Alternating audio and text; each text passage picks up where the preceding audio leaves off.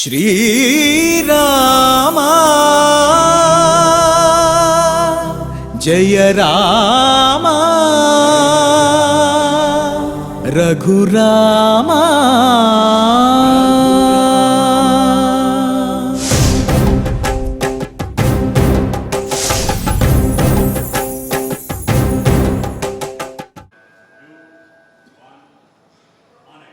ओं नमो वेंकटेशाय। मार्गे मार्गे शाखिनां रत्नवेदी वेद्यां वेद्यां किन्नरी बृंदगीतं गीते गीते मंजुलालापगोष्ठी गोष्ठ्यां गोष्ठ्यां त्वत्कथा रामचंद्र। ओ रामचंद्र, ప్రతి మార్గంలోనూ కూడా ఆ పెద్ద పెద్ద చెట్ల కింద రత్నమయమైనటువంటి వేదికలు ఏర్పాటు చేశారు. ప్రతి వేదిక యందు కూడా కిన్నెరల వలె అందరూ కూడా గీతములను ఆలపిస్తూ ఉన్నారు. ప్రతి గీతము కూడా మృదు మధురమైనటువంటి మంజుల స్వరములతోటి ఒప్పుతూ ప్రకాశిస్తూ ఉంటే ఆ గోష్ఠి యందు ప్రతి గోష్ఠి యందు కూడా నీ కథామృతమే నీ నామామృతమే గానము చెయ్యబడుతూ ఉన్నది. దానితోటి అంతా రామమయం అన్నట్లుగా ఈ జగత్తు అంతా కూడా రామమయంగా ఉన్నది అని స్వామివారిని కీర్తిస్తూ ఉన్నారు. మరి అటువంటి రామచంద్రుని యొక్క అనుగ్రహంతో భక్తులందరూ కూడా సకల సంపదలతోటి తొలతూగాలి, సత్సంతానాభివృద్ధితోటి సకల కళ్యాణములతోటి అన్యోన్య దాంపత్యముతోటి వర్ధిల్లాలి అని ఆకాంక్షిస్తూ తిరుమల తిరుపతి దేవస్థానం వారు స్వామివారి సమక్షంలో ఈ నాదనీరాజనం మండపం నుండి శ్రీ వెంకటేశ్వర భక్తి ప్రసార మాధ్యమం ద్వారా నిర్వహిస్తున్న శ్రీమద్ రామాయణం బాలకాండ పారాయణ కార్యక్రమం నేటికి 72వ రోజులో మనం ప్రవేశించాం. ఈనాటి మన బాలకాండ పారాయణ కార్యక్రమాన్ని శ్రీ గురు ధ్యానంతో సంకల్పపూర్వకంగా మనందరము కలిసి ప్రారంభించుకుందాము. ఓం నమో వెంకటేశాయ. శ్రీ గురు ధ్యానం. గురుర్బ్రహ్మా గురుర్విష్ణుః గురుర్దేవో మహేశ్వరః గురుః సాక్షాత్ పరం బ్రహ్మ తస్మై శ్రీ గురవే నమః. శ్రీనివాస ధ్యానం. శ్రీ వెంకటాచలాధీశం శ్రియాధ్యాసిత వక్షసం శ్రితచేతన మందారం శ్రీనివాసమహం భజే.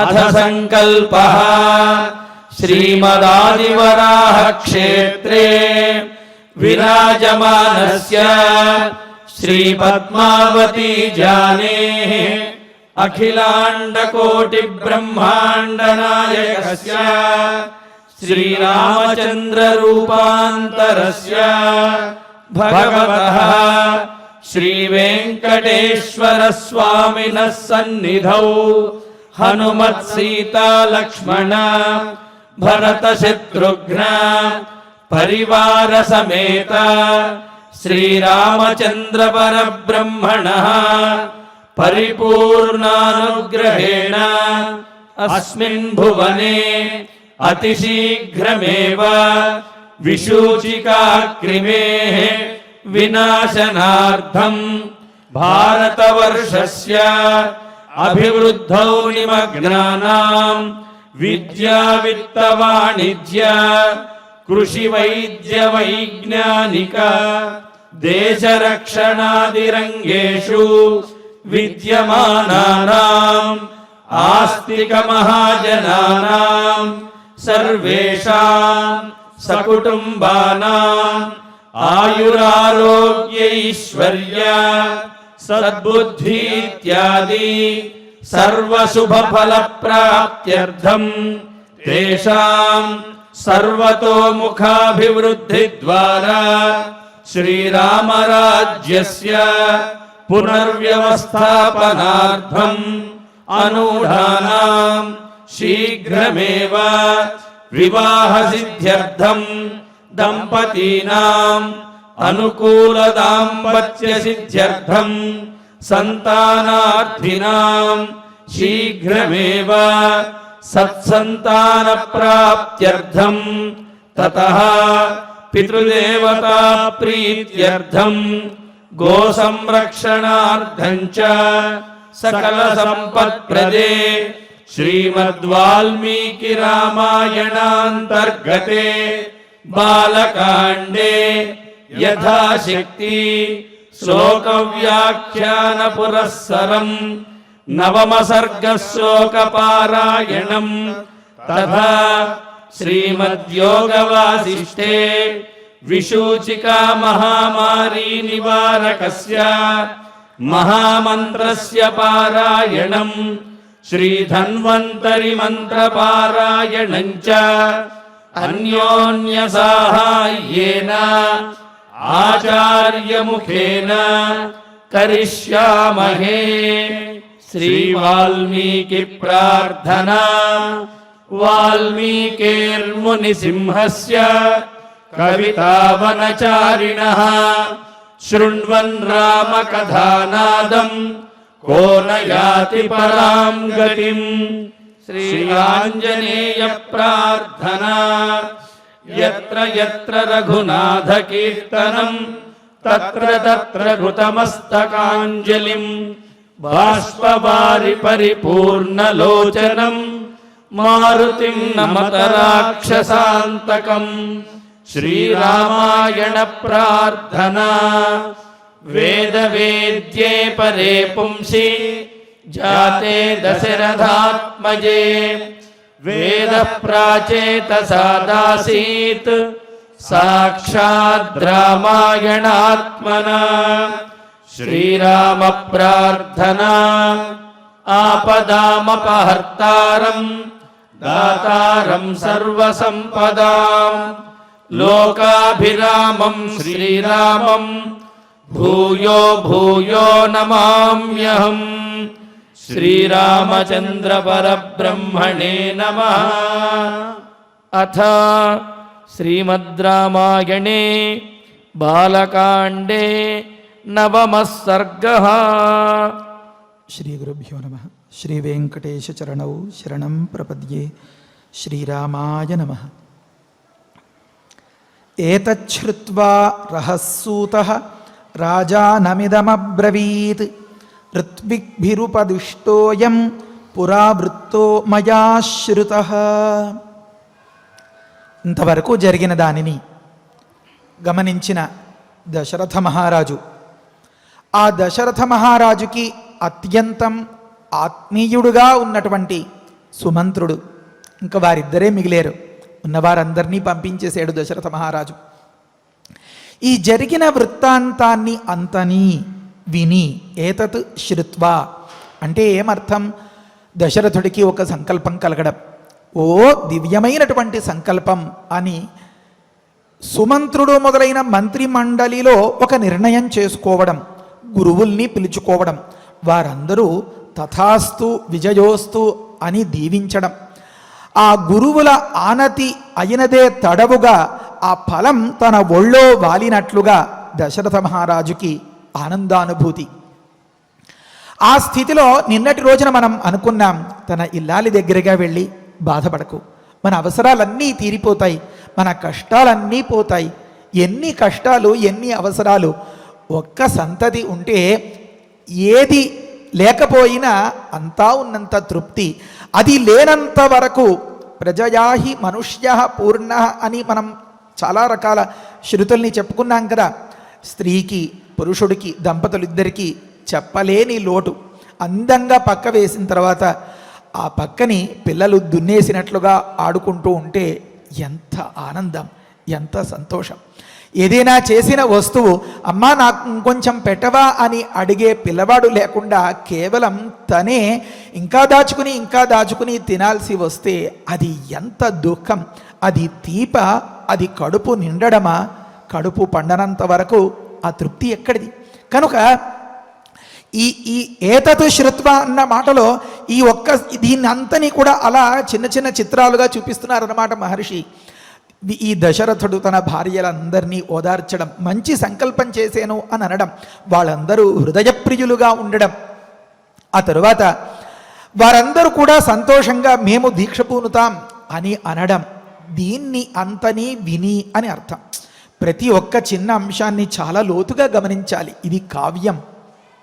ఏమంటే మహర్షి వాల్మీకి సుమంత్రుడు ఒక ఉపాయం చెప్పాడు, లేకపోతే ఒక కథను చెప్పాడు అని చెప్పదలుచుకున్నారు. కానీ దాన్ని ఎలా చెప్తున్నారు? దీనిని అంతని విని అన్నారు. అంటే వశిష్ఠాదులు చెప్పినటువంటి మాటల్ని విని అని అంటే శ్లోకం అయిపోయేది కదా. మంత్రి మండలిలో చర్చించి నిర్ణయించుకున్న వాటిని గమనించి అని అంటే వదిలిపోయేది కదా. అలా అనలేదు. ఈ జరిగిన దానిని అంతని విని అన్నారు. మళ్ళీ ఇక్కడ ఒక చమత్కారం. వినడం అంటే కొంత దగ్గరగా ఉన్నప్పుడే వినగలుగుతారు తప్ప దూరంగా ఉంటే ఊహించి తెలుసుకోవాలి, వినలేరు కదా. మరి సుమంత్రుడు దీనిని అంతని విని అని చెప్పడంలో ఉద్దేశం ఏమంటే, పెద్దలు చెప్తారు, ఎన్నో చిక్కు ప్రశ్నలు, ఎన్నో అనుమానాలు ఆ భగవంతుడి దయవల్ల మనకి తీరాలన్నమాట. సుమంత్రుడికి అంతఃపుర ప్రవేశం ఉంది. ఈ దశరథుడు తన కాంతలతో ఎక్కడ వ్యవహరించారు? సభామందిరంలోనా, మండపంలోనా? కానే కాదు. అంతఃపురంగత్వ అని నిన్నటి దానిలో మనం అనుకున్నాం. ఇప్పుడు కూడా దానికి సూచనగా మహర్షి చాలా సూక్ష్మమైన ఒక మాట చెప్తారు. రహహ అని ఒక మాట. ఏకాంతంగా, రాజు ఏకాంతంగా ఉండే చోటు ఎక్కడ? అంతఃపురంలో, రాణుల దగ్గర. అక్కడ ఈ మాటనంతని విని అని చెప్పారంటే మరి సుమంత్రుడు అక్కడ ఉన్నట్లా లేనట్లా? మనకు ఆ దృశ్యం కళ్ళకు కట్టినట్లు ఉండాలన్నమాట. అంటే అల్లంత దూరంలో పిలిస్తే పలికేలాగా, ఏం జరుగుతోందో గమనించేలాగా సుమంత్రుడు ఉన్నాడు.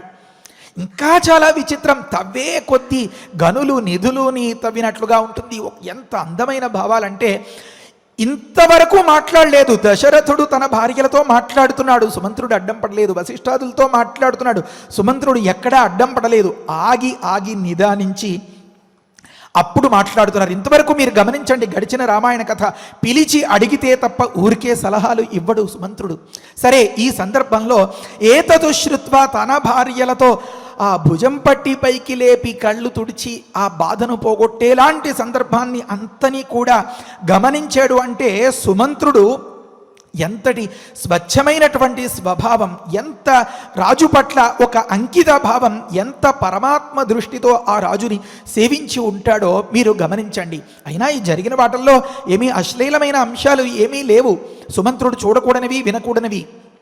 కానీ రాజు సుమంత్రుడిని ఎందుకు ప్రవేశపెట్టుకోవాలి, ఎందుకు ఉండాలి అక్కడ అంటే, అంతటి నీతి, అంతటి నిజాయితీ ఒక ప్రభువు దగ్గర ఉండే వ్యక్తి అలా ఉండాలి.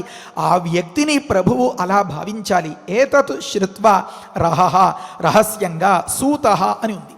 సూతః అంటే సారథి, రథాన్ని నడిపేవారు అని అర్థం. ఒక డ్రైవర్కి ఇక్కడ పనేంటండి? సందేహం. అంటే వాల్మీకి మహర్షి ఏం చెప్పారు? సుమంత్రుడు అని చెప్పారా, మంత్రి అని చెప్పారా, సూతుడు అని చెప్పారు. ఇది చాలా గమనించండి. మనం కారులో ప్రయాణం చేస్తుంటే మన డ్రైవర్కి సమకాల విషయాలు తెలుస్తాయి. ఎందుకంటే అప్పుడు కదా ఒకళ్ళు చర్చించుకోవడాలు, ఇవన్నీ మాట్లాడతారు. కారు దిగేంత వరకు ఈ సంభాషణ జరుగుతూనే ఉంటుంది. వాళ్ళు అన్నీ గమనిస్తారు. గమనించినా గమనించనట్లు ఉండడం, అక్కర్లేని వాటిల్లో జోక్యం చేసుకోకుండా ఉండడం, అవసరమైనంత సమయంలో మంచిగా హితవుని చెప్పడం అనేది ఆనాటి లక్షణం అన్నమాట. కనుక సూతుడు అన్నారు. ఇది కూడా ఒక మంచి బలమైన కారణం అన్నమాట ఇక్కడ దాకా ప్రవేశించడంలో. అంటే అరమరికలు లేకుండా రాజుగారు, రాణిగారు రథంలో వెళుతూ ఉండగా కూడా అత్యంత సన్నిహితంగా ఉండి వినేంతటి అవకాశం ఉన్న వ్యక్తి ఈ సూతుడు. అంటే ఈ రథాన్ని తోలేటటువంటి ఈ వ్యక్తి ఎవరు? మంత్రిమండలిలో ఉన్నటువంటి చిట్ట చివర గొప్పగా చెప్పుకున్న సుమంత్రశ్చ అష్టమః అని అనుకున్నామే, అంతవరకు ఒకటో వాడు, రెండో వాడు అని చెప్పలా వాల్మీకి మహర్షి. 8వ వాడు అని ఒక్క సుమంత్రుడికే ఒక బిరుదంలాగా ఆ మాటని చెప్పారన్నమాట. సరే, అలాగా మంత్రిగా ఉంటూ రాజుకి సారథ్యాన్ని వహిస్తూ రాజు జీవితానికి సారథ్యం వహించే రఘురాముడి గురించి సంబంధించిన ఒక మంచి మాట చెప్పారు. ఏమని అంటే, రహ ఏకాంతంలో, అంటే ఆ అంతఃపురంలో సూతః రథసారథిగా ఉన్నటువంటి సుమంత్రుడు అనబడే ఒక మహామంత్రి రాజానం ఇదం అబ్రవీతు, దశరథ రాజుని గూర్చి ఈ మాటను చెప్పారట. ఏమని? రాజా, ఋత్విగ్భిః ఉపదిష్టః అయం పురావృత్తః మయా శ్రుతః. వశిష్ఠాది మహర్షులు, మహనీయులు అందరూ ఉపదేశం చేశారు కదా.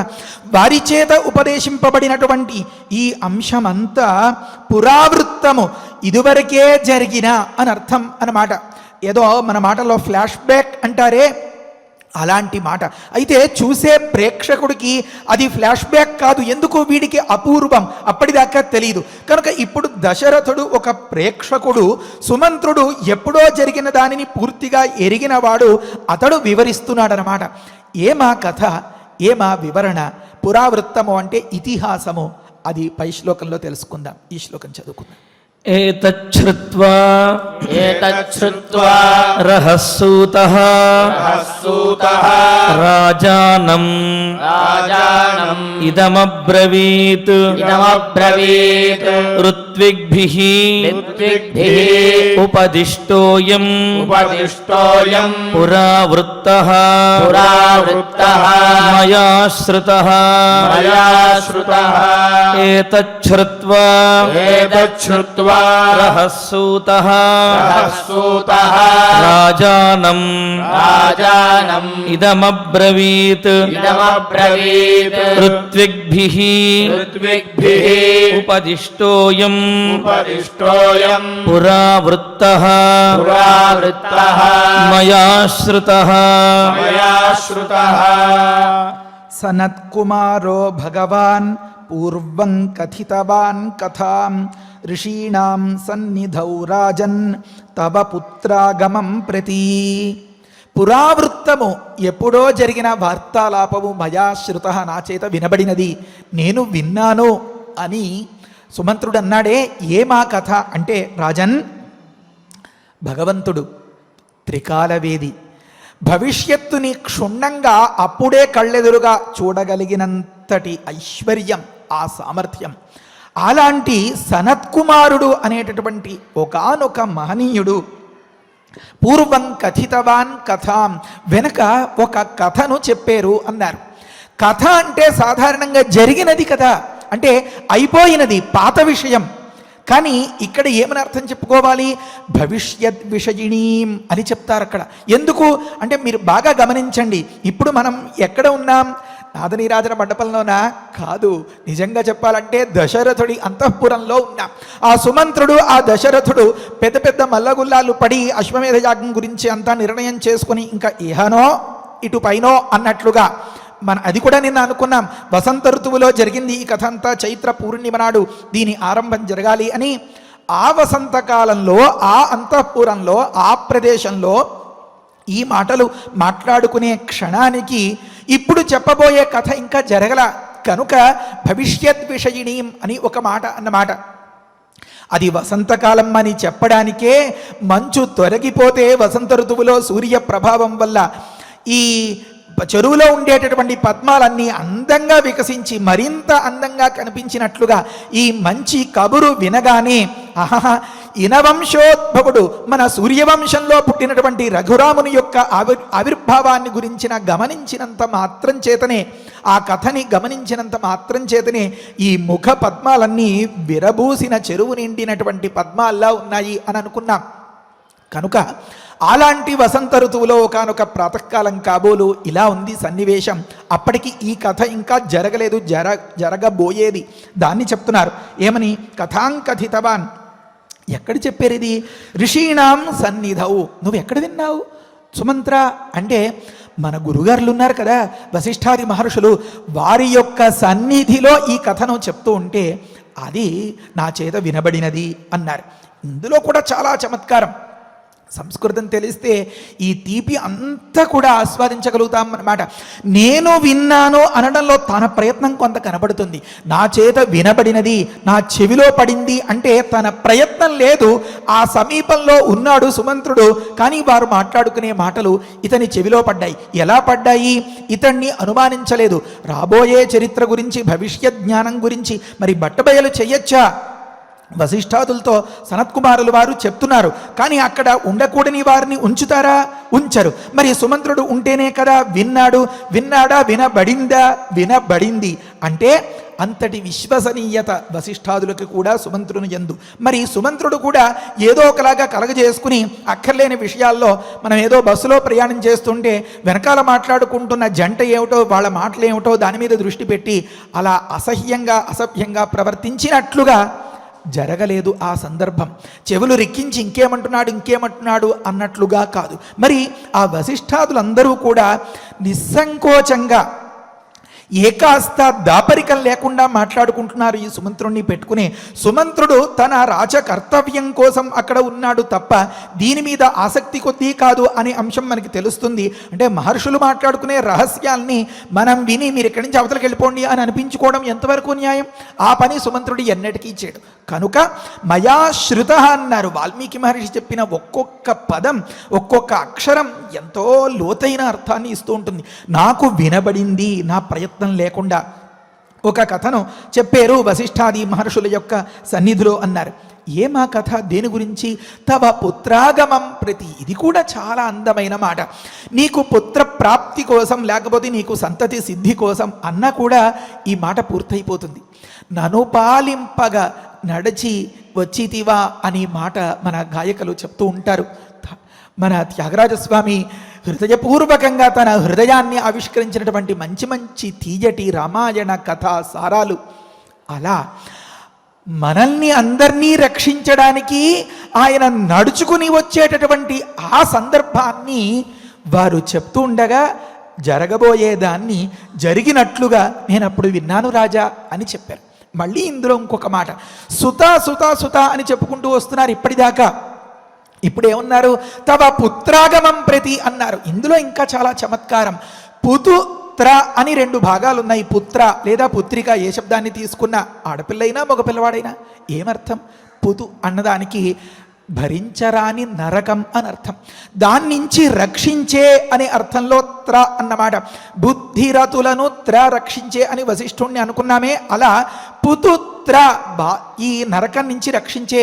ఒక దగ్గర విద్యారణ్యుల వారు రాస్తారు, అస్మై వై పితరౌ పుత్రాన్ బిభృత అనే దగ్గర ఇలాంటి ఉపద్రవాన్నించి రక్షించడం కోసమే పుతు అని పిలవబడే నరకం. అదొక్కటే కాదు, అలాంటి దానితో పోలిస్తే మిగతా అన్ని నరకాలు, అన్ని దుఃఖాలు, ఐహికములైనటువంటి బాధలు సంసారంలో విప్పి చెప్పుకోలేనంతటి దుఃఖానికి కారకములైన కష్టాలన్నింటి నుంచి నా అనుకునే ఒక్క నావాడు రక్షిస్తాడు అనే భావంతో వేదాలు శాస్త్రాలు మిమ్మల్ని పుత్రులు అని పిలుస్తున్నాయిరా అని కద్రువు లేకపోతే సుపర్ణి అని 2 ఉంటారు సవతులు, వారి యొక్క పోటీ ఆ సందర్భంలో ఒక దగ్గర చెప్తారు. కద్రుశ్చ వై సుపర్ణీచ వేద పండితులందరికీ బాగా పరిచయం. అయితే ఆ సందర్భంలో చెప్తారు ఏమని అంటే, పున్నామ నరకోపలక్షితాతు అశేషాతు దుఃఖాతు త్రాయంతే ఇతి పుత్రాః ఏతాదృశ ఉపద్రవ పరిత్రాణాయైవ అస్మై వై పితరౌ మాతాపితరౌ పుత్రాను బిభృతః. అంతేగాని జనాభా లెక్కల్లో రాసుకోవడానికి, ఆధార్ కార్డులో వేసుకోవడానికి, లేకపోతే సన్నాఫ్ అనుకోవడానికి మాత్రమే కానే కాదు. కనుక నీ కష్టాల్ని తీర్చి కాదు, భగవంతుడు ఒక్క తండ్రి కష్టాల్ని తీరిస్తే ఎలా? మన రామయ్య తండ్రి ప్రతి ఒక్కరిని తన తండ్రిగా భావించి వారి కష్టాల్ని తీర్చి, అంతేకాదు ప్రతి ఒక్కరికి తాను తండ్రై వారి కష్టాల్ని తీర్చి నడుచుకుని రాబోతున్నారు. కనుక పుత్రుని యొక్క ఆగమానికి సంబంధించిన కథను విన్నాను అని సుమంత్రులు వారు చెప్తున్నారన్నమాట. ఋషీణాం సన్నిధౌ రాజన్ తవ పుత్రాగమం ప్రతి. మన రాముడు నడుచుకుని వస్తున్నాడు, బయలుదేరాడు అతి కొద్ది సర్గల్లో. ఈలోపు ఈ శ్లోకం చదువుకుందాం. సనత్కుమారః సనత్కుమారః భగవాన్ పూర్వం కథితవాన్ కథాం ఋషీణాం సన్నిధౌ రాజన్ తవ పుత్రాగమం ప్రతి సనత్కుమారః భగవాన్ పూర్వం కథితవాన్ కథాం ఋషీణాం సన్నిధౌ రాజన్ తవ పుత్రాగమం ప్రతి. కశ్యపస్యతు పుత్రోస్తి విభండక ఇతి శ్రుతః ఋష్యశృంగ ఇతి ఖ్యాతః తవ పుత్రో తస్య పుత్రో భవిష్యతి. బహుశా ఈ మాటలు చెప్పేటప్పటికీ దశరథుడి కళ్ళు చాలా పెద్దవై ఉంటాయి ఆనందంతో. అక్కడ కౌసల్య, సుమిత్ర, కైకేయి వీరందరూ కూడా గుమికూడిపోయి చాలా ఆసక్తిగా వింటూ ఉండివచ్చు. కనుక సుమంత్రుడు ఇంకా అస్సలు ఆలస్యం చేయకుండా సాక్షాత్తుగా సూటిగా ఆ విషయాన్ని చెప్పడానికి పూనుకున్నారు. ఏమని? ఒకానొక మహర్షి ఉన్నారు, కశ్యపుని యొక్క పుత్రులు వారు. కశ్యపుడు అంటే ఎవరు? అది చెప్తే ఆ పుత్రుడు ఎంత గొప్పవాడో తెలుస్తుంది. ఆ పుత్రుడి పేరు విభండకుడు. విభాండకుడు అని కూడా వ్యవహారం ఉంది. దీర్ఘంతో హ్రస్వంతో కూడా ఈ మాటని మాట్లాడుతూ ఉంటారు. విభండక ఇది శ్రుత, ఇలా ఖ్యాతిగాంచినవాడు అని ఒక మాట. కశ్యపుడంటే ఏమి? అరుణ భాగం చెప్తోంది. సూర్య నమస్కారాలు చేసేటప్పుడు కొన్ని మంత్రభాగం, కొంత వేద భాగాన్ని చెప్తూ ఉంటారే, దాన్ని అరుణమో అరుణ ప్రశ్న అని పిలుస్తూ ఉంటారు. అక్కడ సూర్యుడి గురించి వర్ణిస్తారు. మహాప్రభో, అబ్బా ఎంత గొప్పగా ఉంటుందో ఆ సందర్భం అంతా. సరే, ఒక్క మాట చెప్పుకుందాం. కశ్యప పశ్యకో భవతి యత్సర్వం పరిపశ్యతీతి సౌక్ష్మ్యాత్. వ్యాకరణ విశేషాలు వద్దనుకుంటారా? పేరుకి నిర్వచనాన్ని చెప్పే నిరుక్తాలు మాకొద్దు, అది మాకు మింగుడు పడట్లేదు అని అనుకుంటున్నారా? మరి దీన్ని కాదనుకుంటే ఎలా? వేదమే చెప్తోంది. ఒక సందర్భంలో చెప్తారు, వ్యాకరణానికి భాష్యం రాసినటువంటి పెద్దలు, ఒక్క శబ్దమైన ఆ మాటలోనే ఉంది, ఏకశబ్ద, తప్పులు లేకుండా ఎక్కడ ఎప్పుడు ఎంత మోతాదులో ఫోర్స్గా అంటారే ఆ మాటని ఉచ్చరించాలో అలా ఉచ్చరిస్తే నీ పాలిట కల్పతరువు కామధేనువు అయ్యి నీకు అనేక స్వర్గ సుఖాల్ని పితికి ఇస్తుంది అది అని చెప్తారు. స్వర్గే లోకే కామధుగ్భవతి. మామూలుగా మీకు తెలిసిన మీ ఆవు పాలను మాత్రమే ఇస్తుంది. దీన్ని నువ్వు ఏది కోరుకుంటే దాన్నల్లా కూడా పితుక్కుని పిండుకుని ఆస్వాదించవచ్చు అని. మనం ఒక మంచి శబ్దాన్ని ఉచ్చరించడం, మంచి శబ్దాన్ని వివరంగా తెలుసుకోవడం ప్రకృతి ప్రత్యయాల రూపంగా. ఏకశబ్ద, స్వామి అంతే కదా, సుప్రయుక్త, సమ్యక్ జ్ఞాత, ఇదంతా అన్నమాట. దాని గురించి వర్ణాలుగా ఇప్పుడు మనం విడగొట్టుకుని బుద్ధి రత్ త్ర అని, లేకపోతే పుతు త్ర అని ఈ అర్థాలు చదువుకుంటున్నామే. ఇలా కనుక విడదీసి చదువుకోగలిగితే ఒక్క మాట అయినా చాలు, మన పాలిట అది కామధేనువు అయిపోతుంది. ఎందుకు ఈ మాట చెప్పాల్సి వచ్చింది అంటే, మనం ఇప్పుడు అక్షరలక్షలు జపాలు చేయగలమా? కూర్చుని యాగదీక్ష పట్టి రోజుల తరబడి హోమాలు పూజలు చేయగలుగుతామా? నిండా ఒక్క సహస్రనామార్చనైనా ఒక్కనాడైనా ఏదో సోహమేకేన శ్లోకేన స్తుత ఏవన సంశయ అన్నట్లుగా పోని కనీసం విష్ణు సహస్రనామానికి అంతకి ఒక్క శ్లోకాన్నైనా, అది కూడా వద్దు, శ్రీరామ రామ రామ ఈ సప్తాక్షర మంత్రాన్నైనా మనసు పెట్టి చదవగలుగుతున్నామా? అందులోనే ఉంది మెలి అంతా మనసు పెట్టి. అలాంటి స్థితిలో మనం ఈ హడావిడిలో, ఈ జంజాటంలో, ఈ గిరగిర తిరిగేటటువంటి ఈ సంసార భ్రమణంలో పడిపోతే మరి మనల్ని ఆదుకునేందుకు అదృష్టం, పుణ్యం, లేకపోతే ధర్మం, సుకృతం అనేది ఏది? మనకి పట్టు ఏది? ఏదో ఒక్కటైనా మనకి చాలు అని మహర్షులు ఇలాంటి పదాల్ని చెప్పి, దాన్ని నిర్వచనాన్ని చెప్పి, అంతకాలం పాపం ఎండనక కొండనక రకరకాలుగా కష్టపడి వేదాలన్నింటినీ పరిశీలించి పాణిని మహర్షి మొదలైన వారు ఈ మాటలు రాశారన్నమాట. వారు రాసిన మాటల్ని వ్యాకరణం అంటే, ఆ వ్యాకరణ శాస్త్రానికి మూలం ఇది. ఏమి? నిరుక్తానికి మూలం ఇది. ఏమి? ఇలాంటి అరుణకేతుక ప్రశ్నలో ఉండే ఈ చిన్న మాటలు లాంటివి. ఏమని? కశ్యపుడు అని ఒక ఆయనకు పేరు. ఎవరికి? సూర్యుడికి. ఆయన ఎందుకు ఆ పేరు వచ్చింది అన్నారు. ఏమి లేదండి, పరోక్ష ప్రియాహ ఇవ హి దేవాహ అని ఒక మాట. ఏంటంటే, దేవతలు వారి విషయాన్ని దేన్ని బట్టబయలు చేయడానికి ఒప్పుకోరు. మరి ఏం చేస్తారు? మామూలు వాళ్ళందరూ కూడా ఏదో భ్రమపడేలాగా అని వెర్రినవ్వు నవ్వుకునేలాగా అలా కొద్దిగా మార్చి ప్రవర్తిస్తూ ఉంటారట. రహస్యాన్ని కప్పిపుచ్చుకుని పరోక్షంగా ఉండడమే దేవతలకు ప్రియం కనుక తన పేరుని తలకిందులు చేసుకుని వ్యవహరింపబడుతున్నట్ట పరమాత్మ. ఏమని? ఆయన అసలు పశ్యకుడట, కానీ ఆ అక్షరాన్ని తిరిగేసి చదవండి, కశ్యప అయిందట. ఎందుకు ఆ పేరు? ఆ పేరుకి ఆ వ్యక్తికి సంబంధం ఏమి అన్నారు. యత్సర్వం పరిపశ్యతీతి సౌక్ష్మ్యాత్. ప్రతి చిన్న అంశాన్ని సూక్ష్మాతి సూక్ష్మంగా పరిశీలిస్తూ వెళ్తూ ఉంటారట. అందుకనే సూర్యనారాయణ మూర్తి ఆవిర్భవించిన తరువాత పుణ్యకర్మలు మొదలు పెట్టాలి అంటారు. ప్రతి ఒక్కటి వారు నోట్ చేసుకోవాలి కదా, అక్కడ రిజిస్టర్ అవ్వాలి కదా. మనం పుణ్యం చేసేం అని చెప్పడానికి ఎవరు అమ్మా నాన్న వీళ్ళంతా ఒకానొక సందర్భం వరకే, ఎప్పటికీ ఉండేవాడు ఆయన. కనుక ఆయన నోట్ చేసుకోవడం కోసం ఈ పనులు సూర్యోదయ సూర్యాస్తమయ కాలాల్లోపు చేయాలి. దాని ఏమంటారు, దివాకాలము చాలా ప్రశస్తము అని చెప్తారు. సరే, ప్రకృతంలో ప్రతి చిన్న అంశాన్ని సూక్ష్మంగా పరిశీలించే స్వభావం ఉండడం వల్ల పశ్యకుడై ప్రవృత్తి చేత పరోక్ష ప్రియత్వం చేత దాన్ని తిరగేసుకుని కశ్యపుడిగా సామాన్యులకి అందకుండా ఉండేలాగా పేరు మార్చుకుని వ్యవహరిస్తూ ఉన్న ఆ పెద్ద ఆయన కుటుంబంలో పుట్టిన ఒక ఆయన ఉన్నాడు, కాశ్యపుడు. ఆయన సంతానం ఒకరున్నారు, విభండకుడు లేదా విభాండకుడు. ఆయన సంతతి ప్రకృతంలో మనకి ఇప్పుడు అవసరం అన్నమాట. కశ్యపస్యతు పుత్రోస్తి విభండక ఇది శ్రుత. మళ్ళీ తర్వాత ఇంకొక జనరేషన్, ఋష్యశృంగ ఇది ఖ్యాత తస్య పుత్ర భవిష్యతి. అప్పటికి ఇంకా కాలేదు, ఈ కథ అంతా ముందుగా చెప్పుకుంటున్నారు అని అనుకున్నాం కదా. ఈ విభండక మహర్షి గొప్ప తపస్సంపన్నుడు. వారికి ఋష్యశృంగుడు అని ఒక సంతతి కలగబోతుంది అని చెప్పారనమాట. ఎవరు ఆ ఋష్యశృంగుడు అంటే, ఋష్యము అంటే లేళ్ళు జింకలు అని అంతా అనుకుంటారే, మంచి కళ్ళుండి, లేకపోతే అంతదాకా ఎందుకు, రామాయణంలో మారీచుడు మారువేషంలో మాజలేడి రూపంలో వచ్చాడు కదా, దాన్ని ఋష్యము అని పిలుస్తుంది ఈ వైదిక వాంగ్మయం.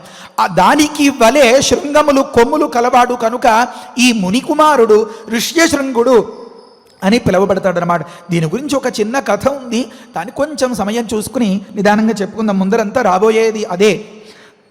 ఋష్యశృంగ ఇది ఖ్యాత తస్య పుత్ర భవిష్యతి. ఆ విభండక మహర్షికి కుమారుడుగా ఋష్యశృంగుడు అనేవాడు రాబోతాడు అన్నారు. ఈ శ్లోకాన్ని చదువుకుందాం. కశ్యపస్యతు పుత్రోస్తి విభండకః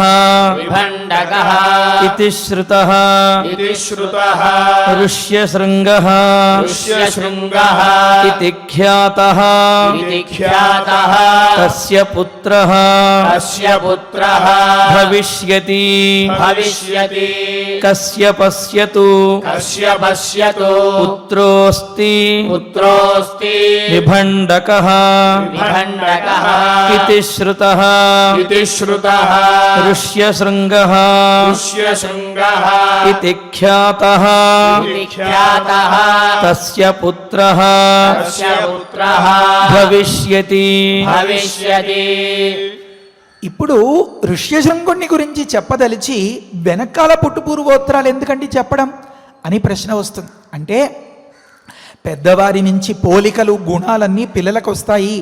మరి కశ్యపుడు అంతటి వాడైతే అతడి సుతుడిలో ఎంత గొప్పతనం వారసత్వంగా సంక్రమించి ఉంటుంది, అతడి పుత్రుల్లో వారసత్వంగా మన ఋష్యశృంగుడి వరకు ఎంత గొప్పతనం సంక్రమించి ఉంటుంది. ఇది అంతా చెప్పడం కోసం ఋష్యశృంగుడు ఇంతటి మహనీయుడు అని ఒక్క మాటలో చెప్తే అది పూర్తిగా అవగతం కాదు. కనుక పెద్దవాళ్ల గురించి ముందు చెప్తున్నారట మహర్షి. అలా చెప్పిన తర్వాత ఇప్పుడు ఋష్యశృంగుడి గురించి ఒక వివరం చెప్తున్నారు. స వనే నిత్య సంవృద్ధ ముని వనచర సదా నాణ్యం జానాతి విప్రేంద్ర నిత్యం పిత్రనువర్తనాత్ అన్నారు. మన విభండక సుతులైనటువంటి ఋష్యశృంగుల వారు తండ్రిని అనుసరించడమే తప్ప ఇంకొక మాటే తెలియదట. నిత్యం పిత్రనువర్తనం చేస్తూ ఉంటారట వారు. సహా ఆ ఋష్యశృంగులు వనే నిత్య సంవృద్ధ, ఆ అడవిలోనే అహరహం అనుక్షణం కూడా పుట్టి పెరిగారట. నిత్య సంవృద్ధ. అతడు ముని అన్నారు. చూడడానికి బాలకుడుగానే కానీ అతడు కూడా ముని అన్నారు. ఎందుకని ఆ వివరాలంతా కూడా అతడి కథ రాబోతోంది తర్వాతి ప్రవచనాల్లో మనం చెప్పుకుందాం. కనుక అతడు నిత్య సంవృద్ధుడు, అతడు ముని అన్నారు. అతడికో స్వభావం ఉంది. ఏమనంటే బాగా గారాబంగా పెరిగిన పిల్లలు ఆ అమ్మ కొంగే పట్టుకుని తిరుగుతూ ఉంటారు. ఆ అమ్మ దగ్గరే కొంగు పట్టుకునే నిద్రపోతారు, లేస్తే ఆ అమ్మ పెడితేనే తింటారు. అలా ఉంటారే, ఆ ఇల్లు దాటి ఎక్కడికి రాలేరు. ఎక్కడికైనా వచ్చినా అమ్మ ఇంటికి వెళ్ళిపోదాం, అమ్మ ఇంటికి వెళ్ళిపోదాం అంటూ ఇంటి వైపుకే దృష్టి పెట్టేసుకుంటారే. అలా ఆ అడవి ఆ తండ్రి గారు తప్ప ఇంకొక లోకమే లేదు. అదే బ్రహ్మాండం ఆ పిల్లవాడికి. అతడు సదా వనచర, ఎప్పుడు ఆ అడవిలోనే తిరుగుతూ ఉంటాడు, అడవిలోనే ఆడుకుంటూ ఉంటాడు, అక్కడే పడుకుంటాడు. నాన్నే నాన్నే నాన్నే, అదే అతడి ప్రవృత్తి అంతా. ముని వనచర సదా నా అన్యంజానాతి విప్రేంద్ర. గొప్ప సంస్కారాలు జరిగాయి కనుక అతడు విప్రుడు. మామూలుగా విప్రులు లాంటివాడు కాదు. మరి ఎలాగా? దేవతలందరికీ ఇంద్రుడిలాగా, సకల లోకాలకి అమరపతిలాగా విప్రేంద్రుడు ఇతడు మన ఋష్యశృంగుడు. అలాంటి ఋష్యశృంగుడు అన్యం న జానాతి, వేరే దాన్ని ఎరగడన్నారు. ఇందులోనే చాలా అర్థాలున్నాయి. వేరే అంటే ఏమి? తనకి తెలిసింది ఏమి? చదువుకోవడం, జపం చేసుకోవడం, భగవంతుణ్ణి ధ్యానించడం. అందులోనే ఆట, అందులోనే పాట, అందులోనే జోక్స్, అందులోనే ఆనందం అంతా. తండ్రి దగ్గరే కూర్చోవడం, తండ్రితో పాటే తినడం, తండ్రి దగ్గరే చదువుకోవడం, తండ్రికే అప్పచెప్పడం, తండ్రికే సహాయం చేస్తూ ఉండడం. ఈ రకంగా కూడా ఎప్పుడు భుజాలు భుజాలు రాసుకుంటున్నట్లుగా ఉన్నాడనమాట ఆ ఋష్యశృంగుడు ఆ తండ్రితో. కనుక తన తండ్రిని తప్ప వేరే దానిని ఎరగడు. మళ్ళీ ఇంకొక మాట ఏమని? ఆ అటవీ ప్రదేశాన్ని తప్ప మరొక ప్రదేశాన్ని ఎరగడు అతడు. ఇంకొక మాట, తన తండ్రి అనే ప్రాణి తను నిత్యం కొలుచుకునేటటువంటి ఆ అగ్నిహోత్రాదులు ఇది తప్ప ఇంకొక వస్తువునే ఎరగడు. ఈ రకంగా అదే లోకంగా ఉండేలాంటి ఒకానొక వ్యక్తి. ఈ ప్రతి చిన్న విషయం కూడా తరువాత కథకి బాగా అవసరం. అనవసరంగా అని అస్సలు అనుకోకూడదు. ప్రతి చిన్న అంశాన్ని సూక్ష్మంగా పరిశీలిస్తేనే తర్వాతి విషయం బాగా బోధపడుతుంది. న అన్యంజానాతి విప్రేంద్ర నిత్యం పిత్రనువర్తనాత్. ఈ శ్లోకం చదువుకుందాం.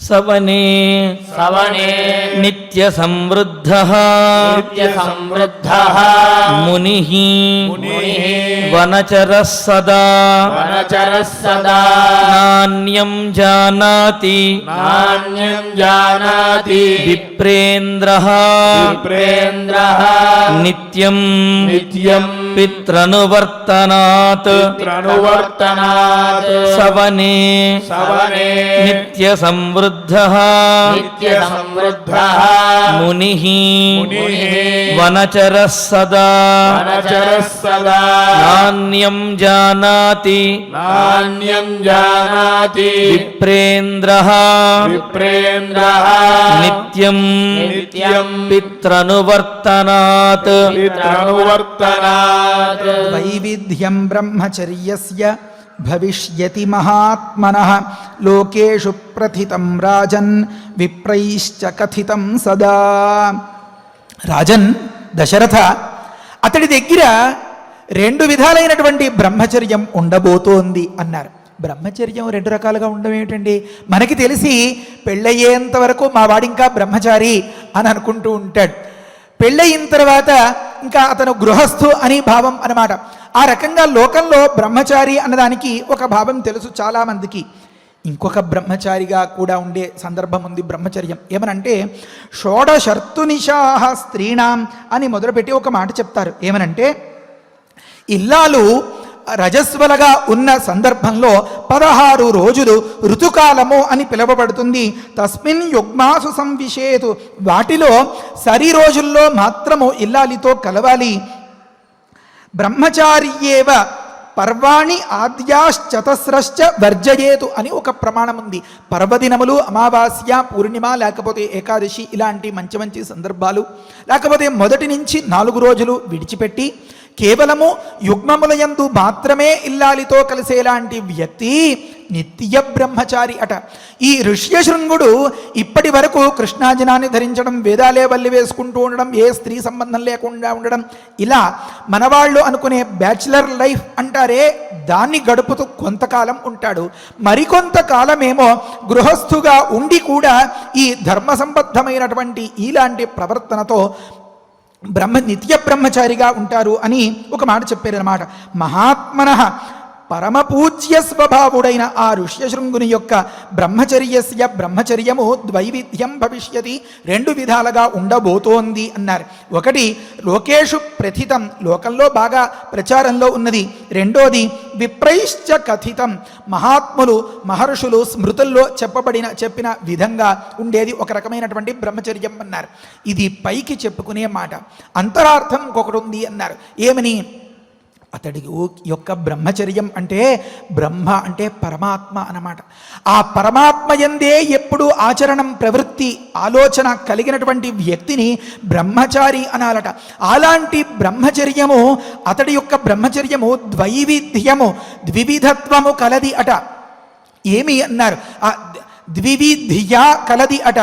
ద్వైవిధ్యాలో 3 భాగాలు ఉన్నాయి అన్నారు. ఏమి? ద్వివిధ్య అనేది తయారయ్యాక ద్వైవిధ్య తయారైందట. ఏమి తాత్పర్యం అంటే, ద్వి అంటే 2 అని అర్థం. ఇక్కడ మన ప్రకృతంలో రామాయణ కథలో అందున ఋష్యశృంగుడి డైరీ అంతా తిరగేస్తే మనకి తెలిసే ఒక రహస్యం. ఋష్యశృంగుడు సీతారాముల యందు అపరిమితమైనటువంటి భక్తిభావం కలవాడు. ఎప్పుడు ఒకటే స్మరణ, సీతాయా పతయే నమః. అలాంటి స్థితిలో ద్వి అంటే ఆ సీతారాములు ఇద్దరిని, విశేషంగా గొప్పగా అంటే ఏమి? నిద్రలో కూడా కలలో కూడా లేచినా కూర్చున్నా నుంచున్నా నడుస్తున్నా తింటున్నా అన్నట్లుగా ధ్యానించేవాడు కనుక ద్వివిధియా అనే ఒక శబ్దం తయారైందిట. దాని మీద అతడి యొక్క భావం కనుక, అతడి తత్వం కనుక ద్వైవిధ్య అని చెప్పబడుతోందిట. కనుక మన రామ బ్రహ్మమందు సదా ఆచరణం కలిగి బ్రహ్మచారిగా ఉన్నటువంటి ఋష్యశృంగుని యొక్క సీతారాముల యొక్క విశేషమైనటువంటి ధ్యాన తత్పరత చాలా గొప్పగా ఉంటుంది మహారాజా అని చెప్పడం కోసం సుమంత్రుడు ఈ మాట అన్నాడు అని వాల్మీకి మహర్షి చెప్పినట్లుగా లవకుశుల ద్వారా శ్రీరామచంద్రమూర్తి యొక్క అశ్వమేధ యాగ మహామండపమందు జరిగిన ఆ వృత్తాంతాన్ని మన పెద్దల ద్వారా మనం వినగలుగుతున్నాం. ఇలాంటి మంచి కథను వినిపించి మంచి మంత్రపారాయణం చేసిన ఫలితాన్ని ఇచ్చి మన మనసులన్నింటినీ అన్ని బాధలు పోగొట్టి తేలికపరచిన ఆ రామచంద్ర ప్రభువుకి మనందరం కూడా సదా కృతజ్ఞులం. హరయే నమః. స్వస్తి.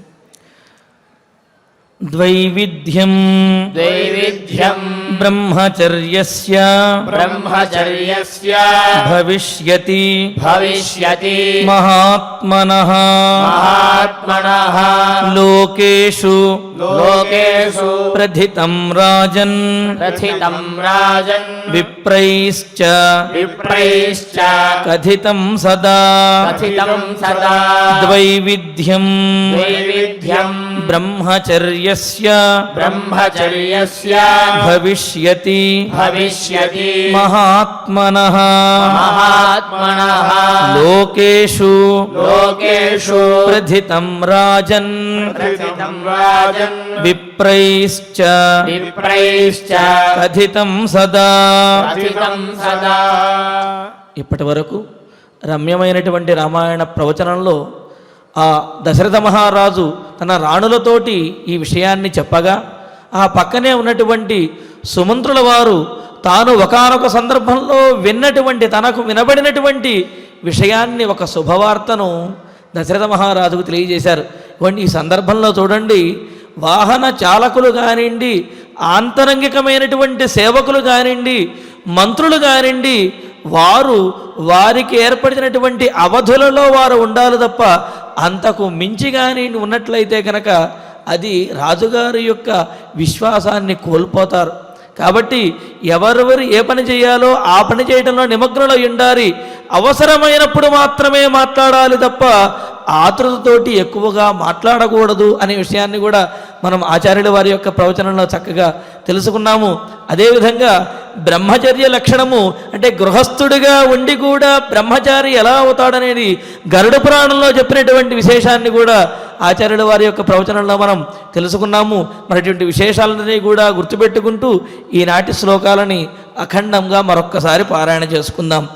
ఏతచ్ఛ్రుత్వా రహస్సూతః ఏతచ్ఛ్రుత్వా రహస్సూతః రాజానమిదమబ్రవీత్ రాజానమిదమబ్రవీత్ ఋత్విగ్భిరుపదిష్టోయం ఋత్విగ్భిరుపదిష్టోయం పురావృత్తో మయా శ్రుతః పురావృత్తో మయా శ్రుతః సనత్కుమారో భగవాన్ సనత్కుమారో భగవాన్ పూర్వం కథితవాన్ కథాం పూర్వం కథితవాన్ కథా ఋషీణాం సన్నిధౌ రాజన్ ఋషీణాం సన్నిధౌ రాజన్ తవ పుత్రాగమం ప్రతి తవ పుత్రాగమం ప్రతి కస్య పశ్యతు పుత్రోస్తి కస్య పశ్యతు పుత్రోస్తి విభండక ఇతి శ్రుతః విభండక ఇతి శ్రుతః ఋష్యశృంగ ఇతి ఖ్యాతః ఋష్యశృంగ ఇతి ఖ్యాతః తస్య పుత్రో భవిష్యతి తస్య పుత్రో భవిష్యతి సవనే నిత్య సంవృద్ధః సవనే నిత్య సంవృద్ధః మునిర్వనచరః సదా మునిర్వనచరస్తదా నాణ్యం జానాతి విప్రేంద్రః నాణ్యం జానాతి విప్రేంద్రః నిత్యం పిత్రనువర్తనాత్ నిత్యం పిత్రనువర్తనాత్ వైవిధ్యం బ్రహ్మచర్యస్య ద్వైవిధ్యం బ్రహ్మచర్యస్య భవిష్యతి మహాత్మనః భవిష్యతి మహాత్మనః లోకేషు ప్రథితం రాజన్ లోకేషు ప్రతిథం రాజన్ విప్రైశ్చ కథితం సదా విప్రైశ్చ కథితం సదా ఇత్యార్షే ఇత్యార్షే శ్రీమద్ రామాయణే శ్రీమద్ రామాయణే బాలకాండే బాలకాండే నవమే సర్గే నవమే సర్గే పంచశ్లోకాః పంచశ్లోకాః ఫలశ్రుతి నుండి మంగళాంతం వరకు మనందరము కలిసి పారాయణ చేద్దాము. ఫలశ్రుతి కుటుంబ వృద్ధిం ధనధాన్య వృద్ధిం శ్రియశ్చ ముఖ్యా సుఖముత్తమం చ శ్రుత్వా శుభం కావ్యమిదం మహార్థం ప్రాప్నోతి సర్వాం భువి చార్థసిద్ధిం. శ్రీరామచంద్ర పరబ్రహ్మణే నమః. అథ శ్రీమద్యోగవాసిష్ఠే ఉత్పత్తి ప్రకరణే ఏకోనసప్తతితమః సర్గః. శ్రీవసిష్ఠ ఉవాచ అథ వర్షసహస్రేణ తాం పితామహ ఆయయౌ దారుణం హి తపస్సిద్ధ్యై విషాగ్నిరపి శీతలః. మనసైవ ప్రణమ్యైనం సా తథైవ స్థితా సతి కో వరః క్షుచ్చ మాయాలం ఇతి చింతాన్వితా భవత్. ఆస్మృతం ప్రార్థయిష్యేహం వరమేకమిమం విభుం. అనాయసీ చాయసీ చ శ్యామహం జీవసూచికా. అస్యోద్యాని వివిధా సూచిః భూత్వా లక్ష్యామిషామ్యహం. ప్రాణినాం సహ సర్వేషాం హృదయం సురభిర్యథా యథాభిమతమేతేన గ్రసేయం సకలం జగత్. క్రమేణ క్షుద్వినాశాయ క్షుద్వినాశః పరం సుఖం ఇతి సంచింతయంతీం తాం ఉవాచ కమలాలయః. అన్యా దృశ్యాస్తథా దృష్ట్వా స్తనితాభ్రనవోపమం. బ్రహ్మోవాచ పుత్రి కర్కటికే రక్షః కులశైలాభ్రమాలికే. ఉత్తిష్ఠత్వం తు తుష్టోస్మి గృహాణాభిమతం వరం. కర్కట్యువాచ భగవన్ భూత భవ్యేశ శ్యామహం జీవసూచికా. అనాయసీ చాయసీ చ విధేర్పయసి చేద్వరం.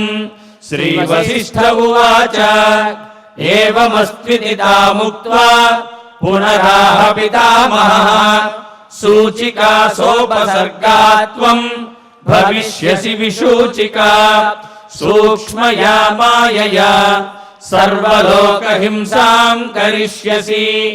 దుర్భోజనా దురారంభాః మూర్ఖా దుస్థితయశ్చ యే దుర్దేశవాసినో దుష్టాః తేషాం హింసాం కరిష్యసి ప్రవిశ్య హృదయం ప్రాణైః పద్మప్లీహాదిబాధనాత్ వాతలేఖాత్మికా వ్యాధిః భవిష్యసి విశూచికా సగుణం విగుణం చైవ జనమాసాదయిష్యసి గుణాన్విత చికిత్సార్థం మంత్రో యంతుమయోచ్యతే బ్రహ్మోవాచ హిమాద్రేరుత్తరే పార్శ్వే కర్కటీ నామ రాక్షసి విశూచికాభిధానాసా నామ్నాప్యన్యాయ బాధికా తస్యాః మంత్రః ఓం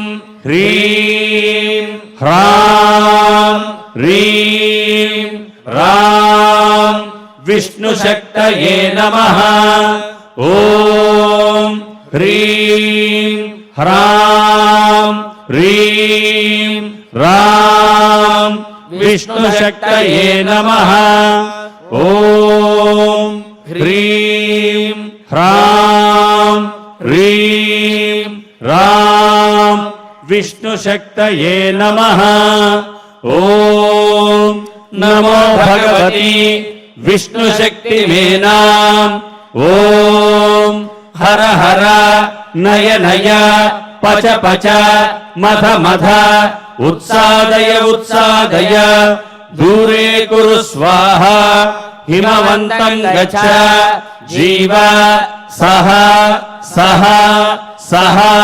చంద్రమండలగతోసి స్వాహా ఓం నమో భగవతి విష్ణుశక్తిమేనాం ఓం హర హర నయ నయ పచ పచ మధ మధ ఉత్సాదయ ఉత్సాదయ దూరే కురు స్వాహా హిమవంతం గచ్చ జీవ సహ సహ సహ చంద్రమండలగతోసి స్వాహా ఓం నమో భగవతి విష్ణుశక్తిమేనాం ఓం హర హర నయ నయ పచ పచ మధ మధ ఉత్సాదయ ఉత్సాదయ దూరే కురు స్వాహా హిమవంతం గచ్చ జీవ సహ సహ సహ చంద్రమండలగతోసి స్వాహా ఇతి మంత్రీ మహామంత్రం న్యస్య వామకరోదరే మార్జయేదాతురాకారం తేన హస్తేన సంయుతః హిమశైలాభిముఖ్యేన విద్రుతాం తాం విచింతయేత్ కర్కటీం కర్కశాక్రందాం మంత్రముద్గరమర్దితాం ఆతురం చింతయేచ్చంద్రే రసాయన హృది స్థితం అజరామరణం యుక్తం ముక్తం సర్వాధి విభ్రమైః సాధకో హి శుచిర్భూత్వా స్వాచాంతస్సు సమాహితః క్రమేణానేన సకలాం ప్రోచ్ఛినత్తి విశూచికాం ఇతి గగనగతః త్రిలోకనాథః గగనగ సిద్ధగృహీత సిద్ధమంత్రః గతః ఉపగత చక్రవంద్యమానః నిజపురం అక్షయం ఆయం ఉజ్వలశ్రీః ఇతి శ్రీమద్యోగవాసిష్ఠే ఉత్పత్తి ప్రకరణే ఏకోనసప్తతితమః సర్గః అథ ధన్వంతరి ధ్యానం అచ్యుతానంద గోవింద విష్ణో నారాయణామృత రోగాన్మే నాశయాశేషాన్ ఆశు ధన్వంతరే హరే ఆరోగ్యం దీర్ఘమాయుష్యం బలం తేజోధియం శ్రియం స్వభక్తేభ్యోనుగృహంతం వందే ధన్వంతరిం హరిం ధన్వంతరేరిమం శ్లోకం భక్త్యా నిత్యం పఠంతి యే అనారోగ్యం న తేషాం స్యాత్ సుఖం జీవంతి తే చిరం ఓం నమో భగవతే వాసుదేవాయ ధన్వంతరయే अमृतकलशहस्ताय वज्रजलौकहस्ताय सर्वामय विनाशनाय त्रैलोक्यनाथाय महाविष्णवे स्वाहा। ॐ वासुदेवाय विद्महे सुधाहस्ताय धीमहि तन्नो धन्वन्तरिः प्रचोदयात्। अथ नवग्रह प्रार्थना। आरोग्यं पद्मबन्धुर्वितरतु नितरां सम्पदं सीतरश्मिः भूलाभं भूमिपुत्रः सकलगुणयुतां वाग्विभूतिं च सौम्यः सौभाग्यं देवमन्त्री रिपुभयशमनं भार्गवः शौर्यमार्किः दीर्घायुः विपुलतरयशः केतुः आचन्द्रतारम् अरिष्टानि प्रणश्यन्तु दुरितानि भयानि च शान्तिरस्तु शुभं मेस्तु ग्रहाः कुर्वन्तु मङ्गलम्। अध क्षमा प्रार्थना। यदक्षरपदभ्रष्टम् मात्राहीनं च यद्भवेत् तत्सर्वं क्षम्यतां देव नारायण नमोऽस्तु ते। अथ भगवत्समर्पणम्। कायेन वाचा मनसेन्द्रियैर्वा बुद्ध्यात्मना वा प्रकृते स्वभावात् करोमि यद्यत् सकलं परस्मै नारायणायेति समर्पयामि। अथ मङ्गलम् श्रियः कान्ताय कल्याणनिधये निधयेऽर्थिनाम् श्रीवेङ्कटनिवासाय श्रीनिवासाय मङ्गलम्।